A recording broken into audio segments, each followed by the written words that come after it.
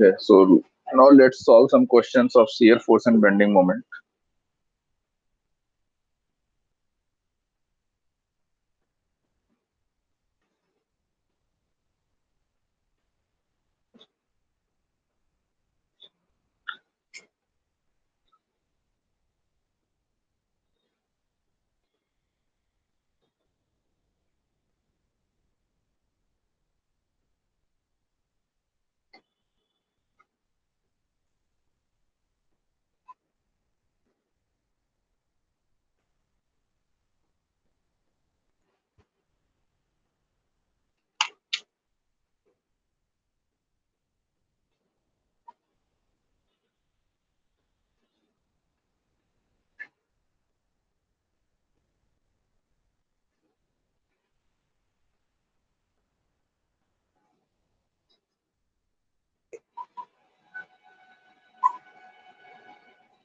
So now we need to solve this. We have to draw shear force and bending moment diagram for this.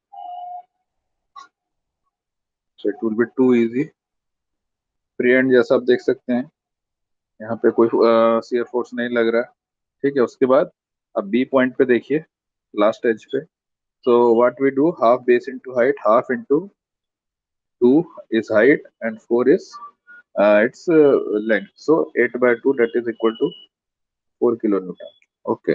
So at B there would be 4 kilonewton and it would be a parabolic curve as we discussed in last class. Like this is 4 kilonewton. ठीक है, जैसा मैंने बताया कि जब भी uniformly varying load होता है, आप एरिया ऑफ ट्रायंगल लेते हैं, तो हाफ बेस इनटू हाइट हो गया, 8 by 2 that is 4. अब देखते हैं बेंडिंग मोमेंट.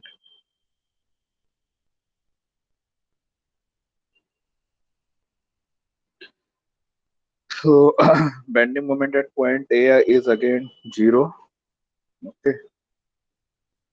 पॉइंट बी पे क्या होगा, same half base into height, मतलब 4 तो होगा ही, लेकिन ये 4 कहाँ लग रहा है आपका, 2/3 डिस्टेंस पे. ठीक है, यहाँ पे कहीं 4/3 डिस्टेंस पे लग रहा होगा, 4 into 2/3 डिस्टेंस पे, 4 into 2/3. तो यहाँ से आपको चाहिए 4 into 1/3 डिस्टेंस, और 4/3 वी कैन से. तो अगर let's say bending moment at B would be half base into height, say तो आपका 4 किलो न्यूटन आ ही गया. ठीक है, 4 किलो न्यूटन इंटू कितने डिस्टेंस पे लग रहा है, 4/3. 4/3, it will be 16/3 kilo newton metre. ठीक है, और we can say 5.33 kilo newton metre. 5.33 आपको यहाँ पे ड्रॉ कर लेना है.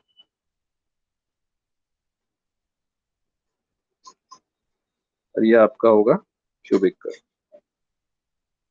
ठीक है, तो जिस तरह से होगा, यू कैन सी, कुछ नहीं किया हमने, हाफ बेस इनटू हाइट करके आप shear फोर्स निकाले हो, और सिमिलरली 2/3 डिस्टेंस पे आपका वही shear फोर्स लग रहा है, तो आपने 1/3 डिस्टेंस ले लिया मोमेंट लेने की. ठीक है, तो कोई डाउट नहीं होना चाहिए. बढ़ते हैं नेक्स्ट क्वेश्चन की ओर.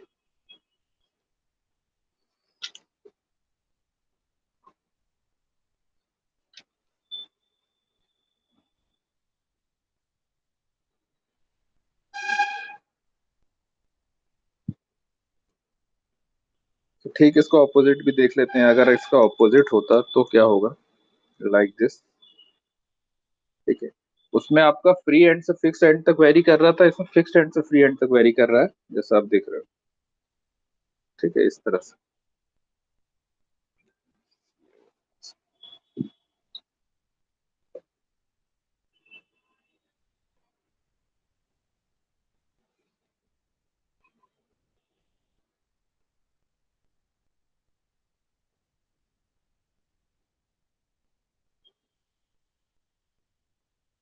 एरो ऑपोजिट डायरेक्शन में से बना दिया.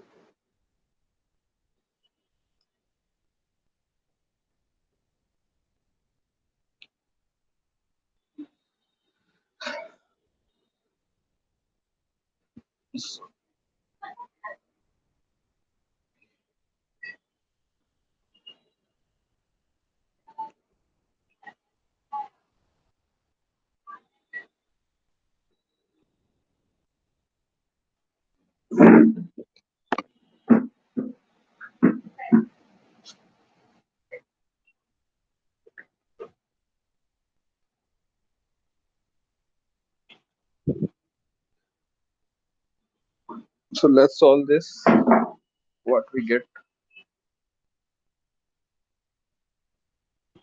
सबसे पहले शियर फोर्स और bending moment.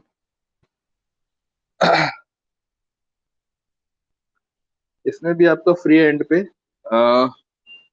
Zero shear force ही लगता है, ठीक है।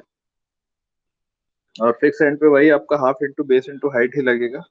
बट इसमें बस जो डिफरेंस है वो ये है कि आपका जो पैराबोलिक कर्व आ रहा है वो इसमें आपका इस तरह से आ रहा था, यानी कि कॉन्वेक्स सेक्शन ऊपर रहता है, इसमें कॉन्वेक्स सेक्शन आपका नीचे आएगा, मतलब इस तरह से, ठीक है। तो लेट्स फाइंड आउट। यहाँ पे आपका जीरो ही है फिक्स एंड पे, ठीक है। और फ्री एंड पे जो होगा वो होगा हाफ बेस इंटू हाइट, यानी हाफ इंटू 6 इंटू 4, राइट। तो ये हो गया आपका 24/2, 12 किलो न्यूटन, ठीक है। यहाँ पे कहीं 12 किलो न्यूटन ले लो। ये आपका जो कर्व होगा वो इस तरह से होगा। इस तरह से इसलिए होगा क्योंकि जब आप हम यहाँ पे बना रहे थे और हम कहीं सेंटर पॉइंट का अगर निकालते, जैसा हम निकाल रहे हैं एक ए और बी का सेंटर पॉइंट का निकालते, तो पॉइंट्स आपको यहाँ यहाँ पे मिल रहे होते, ठीक है। बस इस केस में अगर आप करोगे बाकी इंटरमीडिएट पॉइंट्स का भी निकालोगे तो पॉइंट्स आपको इंटरमीडिएट पॉइंट्स इस तरह से मिलते हैं। तो कर्व तो आपका पैराबोलिक ही है, बट इसका जो कॉनकेव सेक्शन है वो ऊपर है, कॉन्वेक्स सेक्शन नीचे है।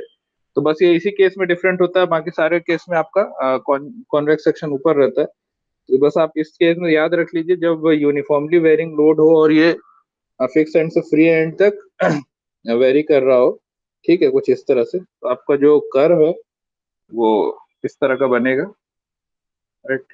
तो 12 किलो न्यूटन ये हो गया bending moment. Again free end पे zero. And what about fix end? So half base into height आपका 12 किलो न्यूटन आ गया। 12 किलो न्यूटन कहाँ लग रहा होगा?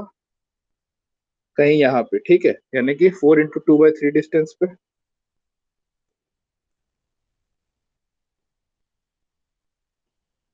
राइट। तो यही डिस्टेंस आपको चाहिए, 4 इंटू 2/3 यानी 8/3 डिस्टेंस। तो उसमें हम 1/3 ले रहे थे, इसमें हम 2/3 लेंगे क्योंकि यहाँ पे अब डिस्टेंस हो गया 2/3, वहां पे आपका यही डिस्टेंस 1/3 हो जा रहा था, राइट। तो 2/3 पॉइंट यहाँ पे आएगा। अब ये आपका 2/3 पॉइंट यहाँ पे आता है। तो यू कैन अंडरस्टैंड ट्रायंगल की प्रॉपर्टी से कि अब ये 4 इंटू 2/3 मतलब 8/3 डिस्टेंस हो गया। तो अब अगर आपको बेंडिंग मोमेंट निकालना है तो सेम 12 इंटू 8/3 हो जाएगा, जो कि आपका आएगा 32 किलो न्यूटन मीटर।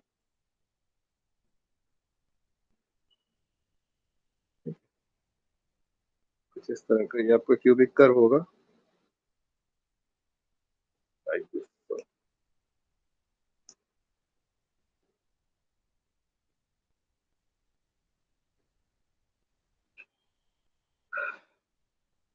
इसमें कहीं पे किसी को कोई डाउट?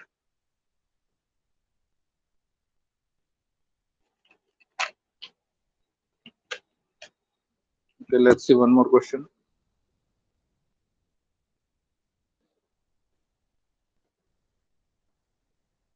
आपको जो गेट के क्वेश्चंस मैंने करने दिए हैं, जो एकदम नहीं समझ में आ रहा है उसको छोड़ के बाकी कर लीजिए। कुछ होंगे जो बेंडिंग मोमेंट और शियर फोर्स से रिलेटेड है, जो हम आगे पढ़ते हैं, टॉर्शन और बेंडिंग मोमेंट, बेंडिंग स्ट्रेस, ये सब उससे रिलेटेड कुछ क्वेश्चन होंगे, वो नहीं समझ में आएगा। वो अभी हम बेंडिंग स्ट्रेस पढ़ रहे हैं, इसके बाद हम टॉर्शन ही पढ़ेंगे। तो उन चीजों को छोड़ करके बाकी क्वेश्चंस आपसे बन जाएंगे, उसको सॉल्व करो और उसको नोट करके रखो। ये आपके एज अ नोट्स काम आएगा आगे, जब फ्यूचर में जब आप गेट एक्चुअल देने रहोगे तो सिर्फ इसको एक बार पढ़ करके आप पूरा सॉन्ग रिवाइज कर सकते हो एक तरह से, क्योंकि इसमें क्वेश्चंस भी हैं, फॉर्मूलेज भी आप लिखोगे ही अपनी कॉपी में। तो एक नोट्स की तरह वो ट्रीट कर सकते हैं अपने गेट एग्जाम के लिए, ठीक है। फॉर्मूला, मेथड, कॉन्सेप्ट सब आ जाएगा उसमें। तो उसको सॉल्व करके अपनी कॉपी में रखिए, प्रैक्टिस करिए, ज्यादा बेटर है। एंड टाइम पे ज्यादा टाइम नहीं मिलता आपको, 3-4 दिन में 14-15 सब्जेक्ट रिवाइज करने हैं। तो उस केस में ये सब काम आएगा। जितना हो सकता है इस साल भी कंप्लीट कर लो। और किसी के पास मैथ्स की बुक है, इंजीनियरिंग मैथमेटिक्स की, मेड इजी की?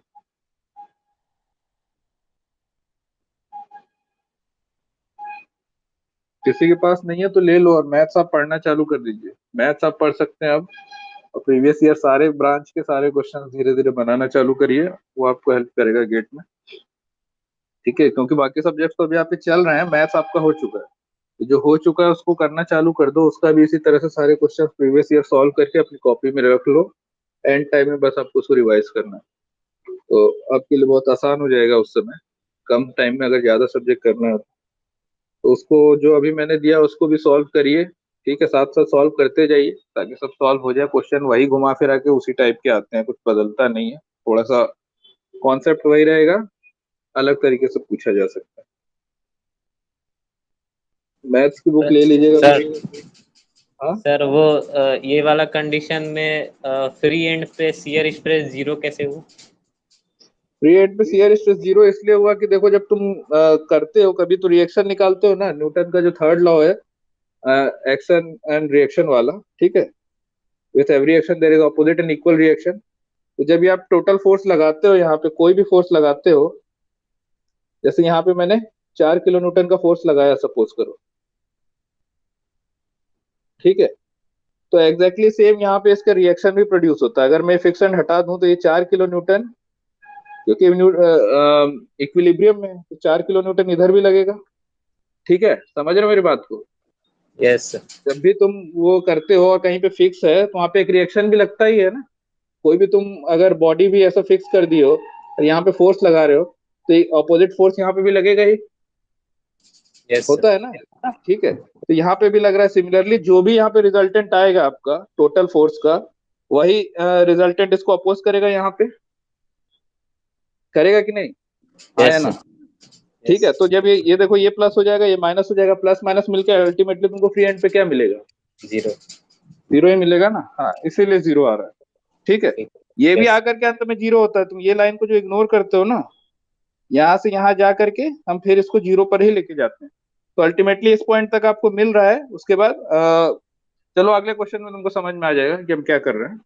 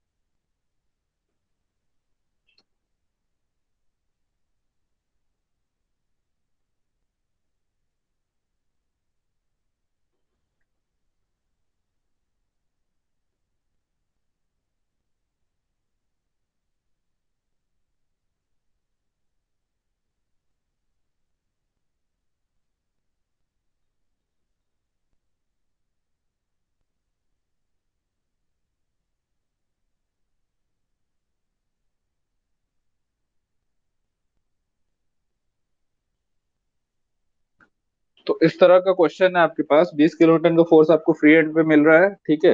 30 किलो न्यूटन मीटर का एक कपल मिल रहा है या बेंडिंग मोमेंट मिल रहा है। फिर डी पॉइंट पे 30 किलो न्यूटन का फिर से फोर्स लग रहा है। ई पॉइंट पे 20 किलो न्यूटन मीटर का फिर कपल मिल रहा है ऑपोजिट डायरेक्शन में, यानी एंटी क्लॉकवाइज है ये। और उसके बाद लास्ट पॉइंट बी पॉइंट है, वहां पे भी आपको एक कपल मिल रहा है 290 किलो न्यूटन मीटर का। अब इसका हमको shear force and bending moment diagram बनाना है, ठीक है।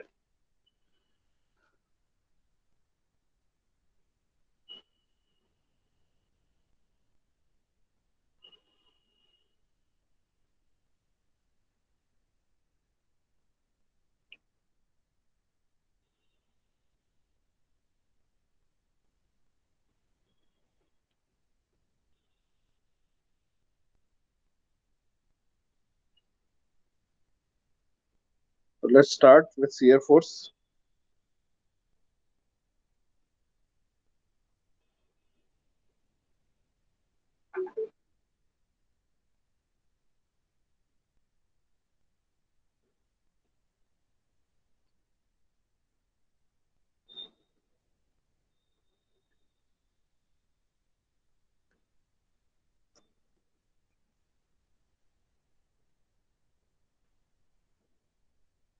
अब इस एंड पे हमको कितना मिल रहा है, 20 किलो न्यूटन, जो सबको दिख रहा होगा। ठीक है, फ्री एंड पे यहाँ पे हमारे पास 20 किलो न्यूटन है, तो हमने 20 किलो न्यूटन का यहाँ पे बना दिया।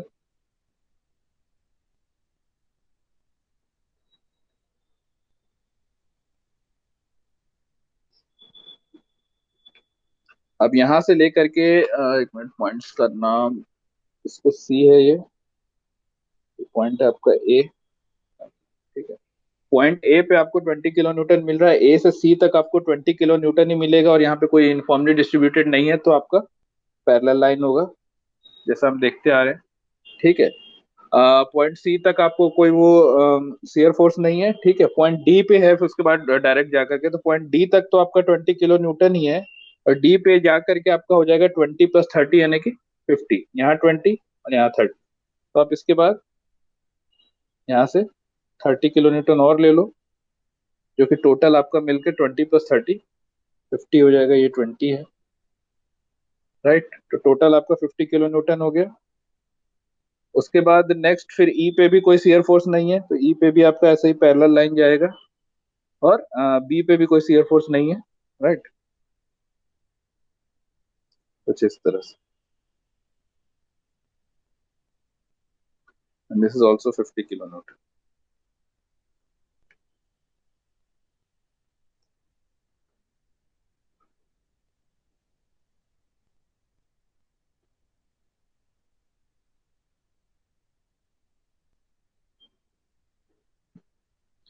ये आपका शेयर फोर्स डायग्राम है इसके लिए। Now let's see for bending moment diagram.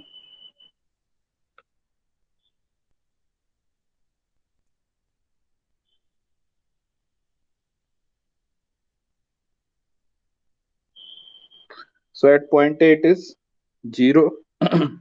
अब पॉइंट सी पे देखिए कितना आएगा।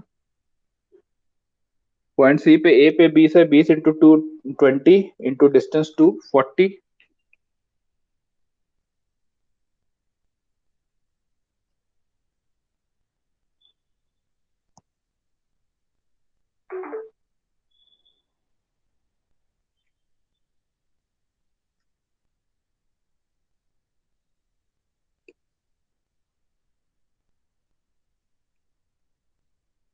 ठीक है, ए ए पे आपका 0 था, और यहाँ पे सी पे आके 40 हुआ, 40 के साथ आपको एक 30 किलो न्यूटन का और 30 किलो न्यूटन मीटर का एक और मोमेंट मिल रहा है। ठीक है, तो वो आपको इसमें ऐड करना है, तो 40 + 30 इट विल बी 70। तो सी तक आपको 40 किलो न्यूटन मीटर था, 20 × 2, और सी पे आपको 40 + 30 70 हो रहा है। ठीक है, तो इस तरह से आप इसको ड्रॉ करते हैं, यहाँ से 30 किलो न्यूटन और बढ़ा दो,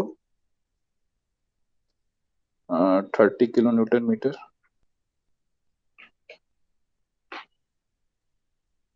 ठीक है, उसके बाद देखते हैं इस पॉइंट पे, एट पॉइंट डी, तो 20 × 4 80। ठीक है, +30 यानी कि 110।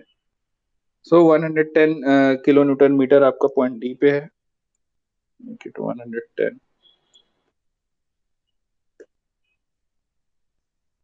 This is 110 kilo newton metre.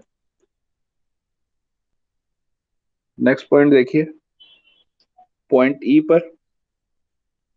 Point ई पे कितना होगा, 20 × 6 यानी 120, 120 + 30 150। ठीक है, 150 प्लस 30 × 2 यानी 60, तो 150 + 60 इज 210। ठीक है, और 210 -20, देखो ये ऑपोजिट डायरेक्शन में घूम रहा है, अभी तक सब आपका क्लॉकवाइज था। ठीक है, जो भी ले रहे थे आप क्लॉकवाइज ले रहे थे, ये आपका एंटी क्लॉकवाइज है, तो आपको इसमें अब -20 करना पड़ेगा, तो यहां तक आपको आया था 210, तो लेट्स मेक इट 210 इस तरह से।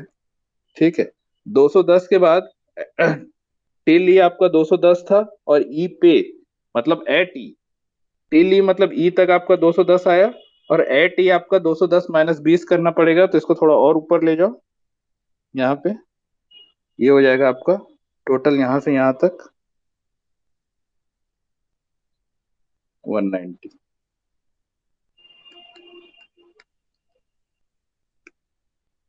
ये पूरा आपका है 210।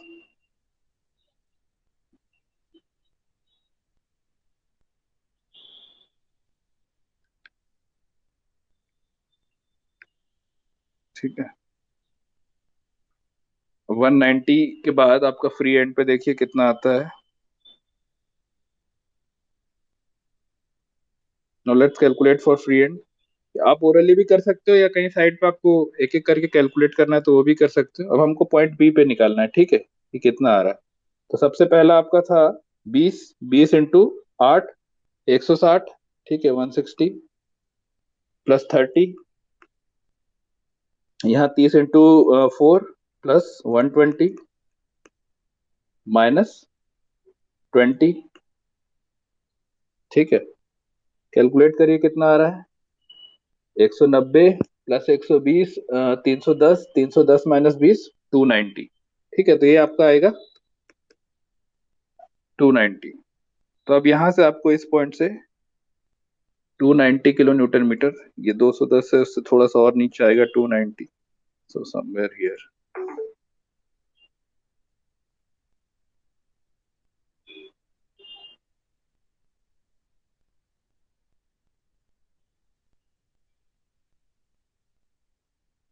ये आपका हो गया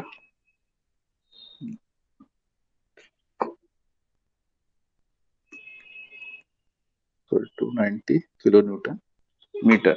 अब देखो बी पॉइंट पे ही आपका 290 ऑपोजिट डायरेक्शन में भी लग रहा है, यानी कि एंटी क्लॉकवाइज में। ठीक है, तो 290 जो आया वो माइनस करोगे वापस ये 0 हो जाएगा यहाँ पे आकर। राइट, तो ये जो आपका आखिरी लाइन है ये भी कुछ रिप्रेजेंट करता है। यहाँ तक आकर के आपका 50 हुआ, उसके बाद देखो यहाँ पे एक उल्टा रिएक्शन भी लगेगा। ये आपका टोटल जो रिजल्टेंट आ रहा है 50 किलो न्यूटन का, तो एक ऑपोजिट डायरेक्शन में यहाँ पे, सॉरी, एक ऑपोजिट डायरेक्शन में यहाँ पे आपका 50 किलो न्यूटन लग ही रहा होगा, क्योंकि उसको बैलेंस करना है इसको। तो यहाँ पे 50 आकर के इसको हम वापस 0 पे इसलिए लेके जाते हैं। सिमिलरली एक मोमेंट, अगर आपका यहाँ तक बी पॉइंट तक एक मोमेंट आ रहा था जो कि क्लॉकवाइज डायरेक्शन में 290 किलो न्यूटन मीटर आ रहा था, तो इसको आपको न्यूट्रलाइज करने के लिए एक ऑपोजिट कपल भी लगेगा पॉइंट बी पे, जो कि 290 किलो न्यूटन मीटर का ही होगा। ठीक है, इसीलिए यहाँ पे एक एंटी क्लॉकवाइज मोमेंट लग रहा है 290 किलो न्यूटन मीटर का, क्योंकि आपका वहां तक 290 किलो न्यूटन मीटर आया और ये रॉड जो है या बीम जो है वो न्यूट्रल है, मतलब इक्विलिब्रियम में है। तो इक्विलिब्रियम में है मतलब कोई एक ऑपोजिट फोर्स उसका सेम कपल का लगेगा ही लगेगा। ठीक है, जब तक कोई डिफॉर्मेशन नहीं होता तब तक every action will give reaction. अगर ये बेंड हो जाए, इसमें कुछ डिफॉर्मेशन आ जाए कुछ इस तरह का, तब ठीक है, तब आप समझ सकते हैं कोई रिएक्शन नहीं लग रहा है इसलिए डिफॉर्म होता चला जा रहा है। अभी आपका रिएक्शन लग रहा है। ठीक है, सो इसीलिए आपका कभी भी फिक्स एंड पे या किसी भी चीज को आप सब रोके हुए हो तो वहां पे एक ऑपोजिट एंड इक्वल फोर्स लगता ही है। इसीलिए इस पॉइंट तक, बी पॉइंट तक आपका 290 किलो न्यूटन मीटर आ रहा था moment, but at B point, B पे पहुंचते ही एक ऑपोजिट कपल वहां पे भी लग ही गया 290 किलो न्यूटन मीटर का, जो इसको न्यूट्रलाइज कर रहा है, इसलिए एंड में आकर के 0 होता है। ठीक है, तो ये कॉन्सेप्ट हर जगह लगेगा, चाहे सिंपली सपोर्टेड बीम हो या कैंटिलीवर बीम हो। आपके फिक्स्ड एंड पे हम इसलिए नहीं देख रहे थे क्योंकि फिक्स्ड एंड का आपको कोई मतलब है नहीं। जब मोमेंट वहां पे लोगे तो जो भी आ रहा है इनटू 0 करना पड़ता है। ठीक है, जो भी फोर्स आता है, जैसे 50 किलो न्यूटन यहाँ पे आया, इसको हम कंसिडर करके करेंगे क्या उल्टा एक, जो भी करेंगे हम अल्टीमेटली आपको 0 ही मिलेगा, तो अंत में हम 0 पे लेके ही जाते हैं। यहाँ पे भी हमने 0 से चालू करके 20 पे ले गए थे। ठीक है, तो सेम चीज हैपेंस इन एवरी बीम। अब कोई सिंपली सपोर्टेड बीम के क्वेश्चंस, इसमें कोई डाउट है कैसे सॉल्व किए? इजी चीज है, इजी प्रोसेस है, प्लस माइनस ही करना है आपको। देख लो एक बार, कहीं डाउट है तो पूछो।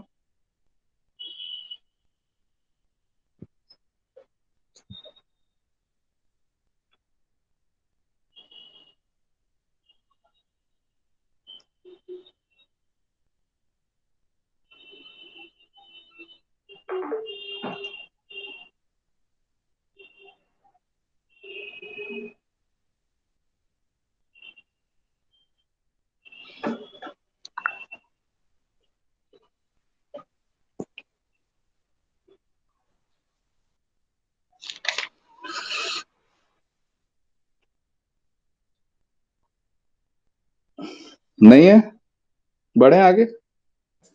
यस।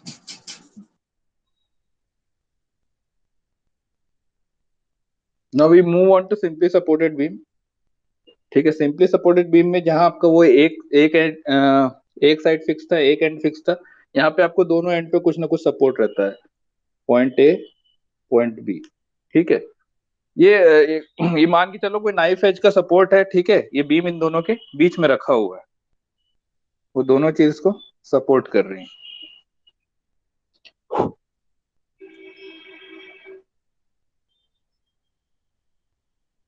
एकदम मिड पॉइंट पे एक डब्लू लोड लग रहा है इसका। ठीक है, सपोज करो ये पॉइंट है सी, और ये डिस्टेंस हम दे देते हैं L/2 और L/2। अब देखो आपके पास ए और बी पे रिएक्शन है। कैंटिलीवर में हमको रिएक्शन निकालने की जरूरत नहीं पड़ रही थी, लेकिन यहाँ पे आपको पड़ेगी। ठीक है, कि ए पे ही कितना अपवर्ड फोर्स लग रहा है और बी पे भी कितना लग रहा है। तो देखो डब्लू फोर्स लग रहा है आपको एकदम मिड पॉइंट पे, मतलब जितना डाउनवर्ड फोर्स लग रहा है उतना ही अपवर्ड फोर्स लग रहा होगा। ए और बी मिला करके भी आपका सेम डब्लू फोर्स आना चाहिए, और ये मिड पॉइंट में सिमेट्रिकल है, मतलब ए पे आपका W/2 kN और बी पे भी W/2 kN लग रहा होगा। ठीक है, एक्शन इक्वल टू रिएक्शन, हम वही कर रहे हैं, फोर्सेस को रिजॉल्व कर रहे हैं। जितना आपका वाई डायरेक्शन के फोर्सेस को sigma y equal to zero करना है, हमें एक तरह से जो आप करते आ रहे हैं अभी तक इंजीनियरिंग मैकेनिक्स में। तो अपवर्ड फोर्स और डाउनवर्ड फोर्स को इक्वेट किए, आपका रिएक्शन एट ए और बी आ गया W/2। ठीक है, अब हम इसका शियर फोर्स डायग्राम बनाते हैं। तो दिस पॉइंट आपको क्या लग रहा है, W/2। अब हम इसको लेंगे पॉजिटिव, क्योंकि अब देखो ये एंटी क्लॉकवाइज मोशन देगा, राइट, इस तरह से। यहाँ पे आपका आ गया W/2। अब पॉइंट सी देखते हैं, पॉइंट सी पे क्या आएगा, W/2 माइनस डब्ल्यू। ठीक है, ये आपका डाउनवर्ड फोर्स है, ये अपवर्ड फोर्स है, तो जो डायरेक्शन आपने इसका लिया है उसके ऑपोजिट लेना है उसको। तो ये आपका आ जाएगा -W/2, राइट। सो -W/2 पॉइंट आएगा आपका कहीं यहाँ पे। ठीक है, कुछ इस तरह से। और यहाँ पे कोई यूनिफॉर्मली डिस्ट्रीब्यूटेड लोड नहीं लग रहा, तो आपकी पैरेलल लाइन ही आएगी। ठीक है, इस तरह से। यहाँ पे आ गया आपका -W/2 फ्रॉम दिस पॉइंट। ना इस एंड पे क्या होगा, पॉइंट ए पे W/2 minus W plus W/2, यानी कि अल्टीमेटली आपको क्या मिल जाएगा, जीरो। तो ये आपका शियर फोर्स डायग्राम। ठीक है, ये माइनस साइन प्लस साइन, इस लाइन के, सपोज करो इसको XY लाइन मान लो, इस लाइन के ऊपर हम पॉजिटिव साइन लेते हैं, नीचे negative sign. So this is your shear force diagram.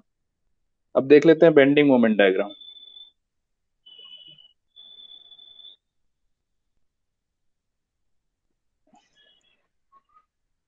Point B पे आपको जीरो, नो बेंडिंग मोमेंट। ठीक है, पॉइंट सी पे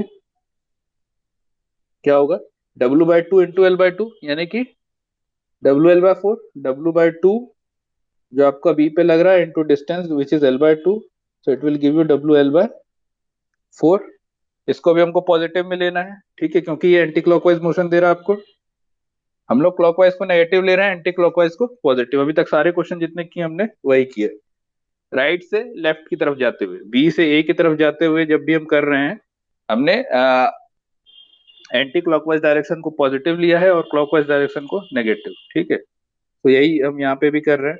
तो W/2 इंटू L/2 WL/4 हो गया, यहाँ पे कहीं आएगा आपको पॉजिटिव डायरेक्शन में WL/4।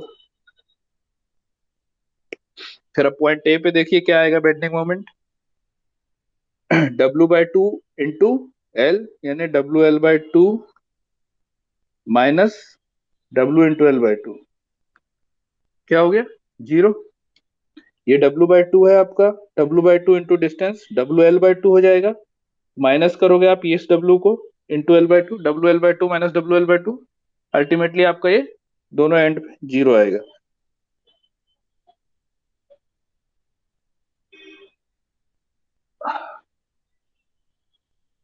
और बेंडिंग मोमेंट डायग्राम आपको पता है कि हम एक स्ट्रेट लाइन ड्रॉ करते हैं। अगर यूनिफॉर्मली डिस्ट्रीब्यूटेड लोड है तब पैराबोलिक कर्व आएगा, इन अदर केस आपका स्ट्रेट लाइन होता है।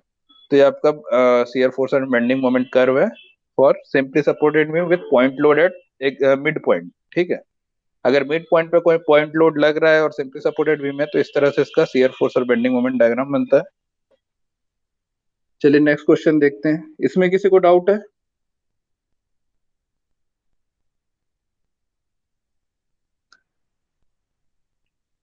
बुक की प्रॉब्लम सॉल्व हुई? सबके पास बुक है कि नहीं है?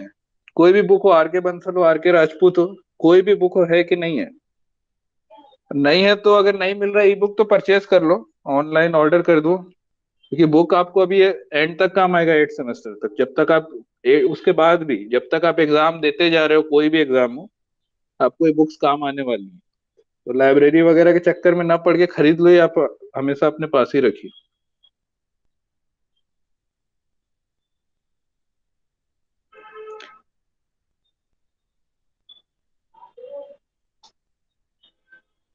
एक एक स्टैंडर्ड बुक हर सब्जेक्ट का अपने पास खरीद के रखो, बाकी भले आप इधर उधर से जुगाड़ करिए, एक एक बुक सबका रखिए लेकिन। प्लस मेड इजी के जो प्रीवियस ईयर क्वेश्चंस की बुक आती है वो भी खरीद लो, गेट के प्रीवियस ईयर की। और if you are interested, engineering services की भी आती है प्रीवियस ईयर की, वो सब खरीद लीजिए। और इंजीनियरिंग मैथमेटिक्स का अलग से ही आता है पूरा। ठीक है, तो इंजीनियरिंग मैथमेटिक्स की एक बुक ले लो, प्लस गेट की बुक आती है मेड इजी की, जिसमें सारे सब्जेक्ट के प्रीवियस ईयर क्वेश्चन है। तो आप हर सब्जेक्ट के हर टॉपिक से कम 100-200 क्वेश्चन बना लोगे। और एक टॉपिक से 100-200 क्वेश्चन आपने बना लिया तो वो मोर देन सफिशिएंट हो जाता है। ठीक है, तो प्रीवियस ईयर क्वेश्चन ही आपने सारे बना लिए तो आप 80% प्रिपेयर्ड हो जाते हो, क्योंकि क्वेश्चन फिर वही आता है, कॉन्सेप्ट वही रहता है। तो बेटर है कि जो जो सब्जेक्ट होते जा रहे हैं उसके प्रीवियस ईयर क्वेश्चंस करते जाओ। और मैथ्स आपका हो चुका है, मैथ्स की अलग ही बुक आती है, क्योंकि मैथ्स में आपके 4 ब्रांच हैं, चारों ब्रांच में अलग अलग क्वेश्चन आते हैं, सेम क्वेश्चन नहीं आते। तो चारों ब्रांच का पिछले 30 साल 40 साल का क्वेश्चन है, तो आप उसमें तो बहुत ज्यादा क्वेश्चंस मिल जाएंगे आपको प्रैक्टिस के लिए। तो मैथ्स की बुक भी ले लीजिए अलग से। और बाकी ये सब जरूरी चीजें हैं, इस पे वो मत करो कि पैसा बचाना है, बाकी चीज आप फिर जुगाड़ कर सकते हैं, बट ये चीजें खरीद के रखिए अपने पास।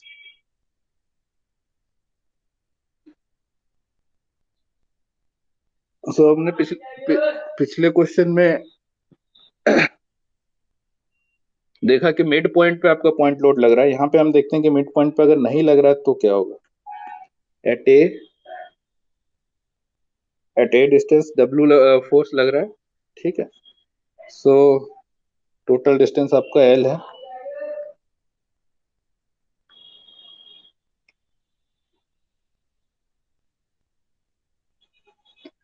अब इस केस में रिएक्शन क्या होगा, तो हम देख लेते हैं। चलो इसको आर ए मान लो, इसको आर बी मान लो, रिएक्शन एट बी। ठीक है, अब एक चीज तो तय है, R A plus R B equals to W. अब किसी एक फिक्स पॉइंट पे या किसी एक सपोर्ट पे आप मोमेंट जीरो कर लीजिए, या तो बी पे जीरो कर लो या तो ए पे जीरो कर लो। ठीक है, क्योंकि आपको पता है कि जहां पे भी आपका सपोर्ट है वहां पे मोमेंट जीरो ही आता है। ठीक, ये चीज तय बात है। तो सपोज करो मैं ए पॉइंट पे रिएक्शन जीरो, मोमेंट जीरो मान के चलता हूँ, क्या होगा, R B into L minus W into A equal to zero. A point पे मैं मोमेंट निकाल रहा हूँ, R B into L minus W into A equal to zero. So इससे आरबी की वैल्यू मुझे मिल जाएगी, RB equals to W into A by L. And इस इक्वेशन में पुट करोगे तो आपको आर ए मिल जाएगा W into B by L. ठीक है, तो आर ए और आरबी की वैल्यू आपको इन दो इक्वेशन से 1 और 2, इन दो इक्वेशन से आपको पता चल जाएगा। इन्हीं दो इक्वेशन से आपको हमेशा रिएक्शन निकालना है कहीं पे भी हो। ठीक है, एक आप मोमेंट को जीरो कर दीजिए, दूसरा फोर्सेस को जीरो कर लीजिए। सो वही हमने किया, R A plus R B equal to W. दूसरा हमने ए पॉइंट पे मोमेंट जीरो ले लिया। ठीक है, सो आर बी की वैल्यू आ गई, आर ए की वैल्यू आ गई, तो यहाँ पे हम लिख देते हैं R A equals to W B by L and R B equals to W A by. ठीक है, अब इसका आपको बेंडिंग मोमेंट बनाना है, इजी चीज है। शियर फोर्स डायग्राम पहले बना लेते हैं। आरबी पे आपका फोर्स लग रहा है पॉजिटिव साइड में, डब्ल्यू ए बाय एल, तो इसको डब्ल्यू ए बाय एल कर लो। एट पॉइंट सी देखते हैं क्या होगा। W A by L minus W, it will give U W A minus L by L. A minus L is a minus l is minus a minus l is minus b, right. w a by l minus w कर रहे हो, यहाँ पे a minus l आ रहा है, ये a है ये l है, ठीक है। a माइनस l की जगह l माइनस a करोगे तो b आएगा, मतलब माइनस b लिख सकते हैं a minus l by l को, minus w b by l you will get, right. तो ये नेगेटिव साइड में आएगा, and how much, minus w b by l, ठीक है। उसके बाद आपका फ्री एंड पे फिर ये आप W B by L positive है, प्लस होकर के जीरो ही हो जाएगा। You will get like this is your shear force diagram in this case.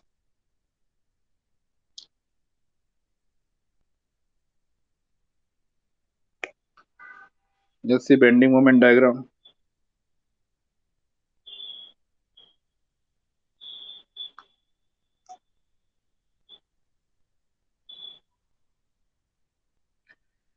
Free end पे अगेन जीरो, ठीक है। पॉइंट सी पे देखो, W A by L into B, मतलब W A B by L. इस पॉइंट पे आपका W A B by L, this is W A B by L.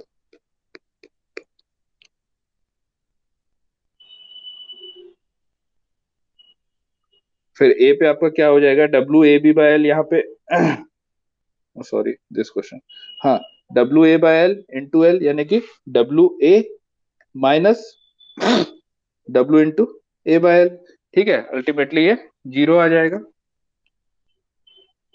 ठीक है ना, समझ रहे हो ना क्यों जीरो आएगा। देखो W A by L into L करेंगे, आपका डब्ल्यू इंटू ए आ जाएगा, फिर minus W into L, what we will get, करके देख लेते हैं।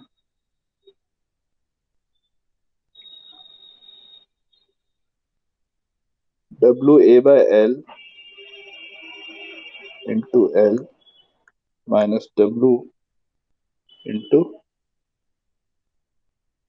ए, ए ही डिस्टेंस है आपका, ठीक है, यहाँ से यहाँ तक। तो ये एल एल कैंसिल हो गया, W it is again zero, right. तो इस तरह से आपका ये आपका बेंडिंग मोमेंट डायग्राम हो गया,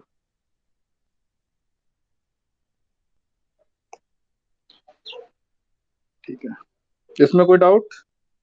it was similar to previous one.